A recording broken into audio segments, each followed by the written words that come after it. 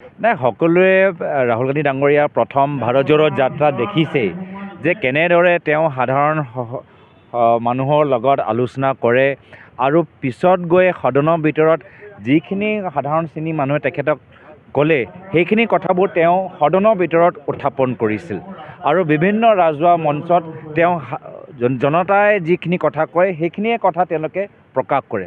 তো মই ভাবোঁ এই যাত্ৰাৰ জৰিয়তে আমাৰ অসমৰ বিভিন্ন মূল্যৱান বিষয়বোৰ তেওঁলোকে নিজে অৱগত হ'ব। আমাৰ 6 জনগোষ্ঠী জনজাতিকৰণৰ বাবে তেওঁলোকে অৱগত হ'ব। গৰখনীয়া লৈ আমাৰ যে কিমান হাহাকাৰ সেইখিনি কথা তেওঁলোকে জানিব। আমাৰ বিভিন্ন সম্প্ৰদায়ৰ মানুহ আজিৰ তাৰিখত নিজৰ সমাজক আগুৱাই যাবলৈ বিভিন্ন জনাইছে চৰকাৰৰ ফালৰ পৰা। আমাৰ বাগানৰ মানুহবোৰ এতিয়া তেওঁলোকৰ ATC বাগান ভালদৰে চলা নাই, মৰিয়নিত ATC বাগান ভালদৰে চলা নাই। মিচিং সম্প্ৰদায়ৰ মানুহবোৰ আজি আলিগাঙৰ দিনত তেওঁলোকে এটা হলিডে হিচাপে বিচাৰিছে।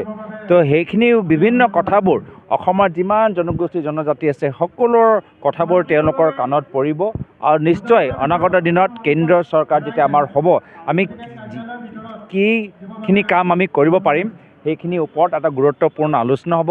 মই নিজে কেন্দ্ৰীয় মেনিফেষ্টোৰ কমিটিৰ এজন সদস্য। তো নিশ্চয় মোৰ দায়িত্ব যে অসমৰ যিখিনি মূল্যৱান বিষয়বোৰ ৰাহুল গান্ধী ডাঙৰীয়াৰ কাণত পৰিব এই যাত্ৰাৰ মাজত সেইখিনি যে আমাৰ ভৱিষ্যত মেনিফেষ্টোত আমি দেখা পাওঁ সেয়া লৈ মোৰ কৰ্তব্য থাকিব।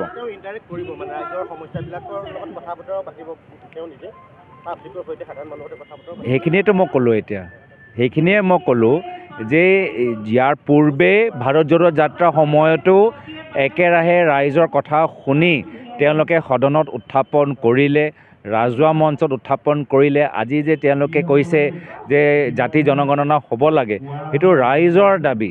যে বহুত অঞ্চলৰ বহুত ৰাজ্যৰ OBC সম্প্ৰদায়ৰ মানুহবোৰে বিচাৰি আছে যে তেওঁলোকৰ যিদৰে উন্নয়ন হ'ব লাগে হোৱা নাই। সেইখিনি কথা শুনিহে ৰাহুল গান্ধী ডাঙৰীয়া আজি কাষ্ট চেঞ্চাছৰ কথাবোৰ লৈ আগবাঢ়ি গৈছে। তো তেওঁ এই সময়তো অসমৰ যি মূল্যৱান সমস্যা 6 জনগোষ্ঠী জনজাতিকৰণ, গৰখনীয়া বাগান শ্ৰমিকসকলৰ বাগানবোৰ যে ভালদৰে চলা নাই, আজিও আমাৰ নিবনুৱা সমস্যা, ড্ৰাগছৰ সমস্যা, গোটেইবোৰ সমস্যা তেওঁ নিজে বুজ ল'বলৈ চেষ্টা কৰিব।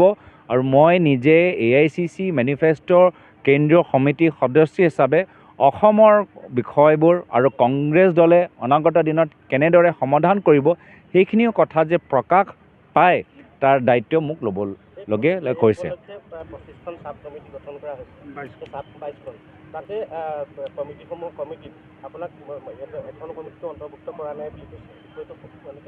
নাই মইতো কেন্দ্ৰীয় আমাৰ কমিটিতে আছোঁ।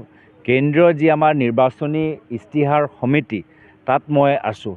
সেই ক্ষেত্ৰত বহুত দায়িত্ব এই যাত্ৰা বাহিৰে যাত্ৰাৰ উপৰিও বহুত আৰু দায়িত্ব আমাৰ ওপৰত চম্ভালি দিছে।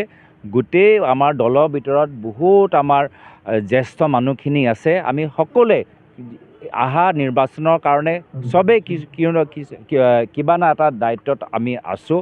সাংসদসকলেই হওক বা বিধায়কসকলেই হওক আৰু ময়ো আজি মেনিফেষ্টোৰ যাত্ৰাত আমাৰ এই যাত্ৰাৰ মাজত আমাৰ এই যে চিভিল ছ'চাইটিৰ লগত বা বিভিন্ন বুদ্ধিজীৱীসকলৰ লগত যিখিনি আলাপ আলোচনা হ'ব সেইখিনি যে কথা যে আমাৰ আহা ইস্তিহাৰত যে প্ৰকাশ পায় সেই দায়িত্বটো মোৰহে।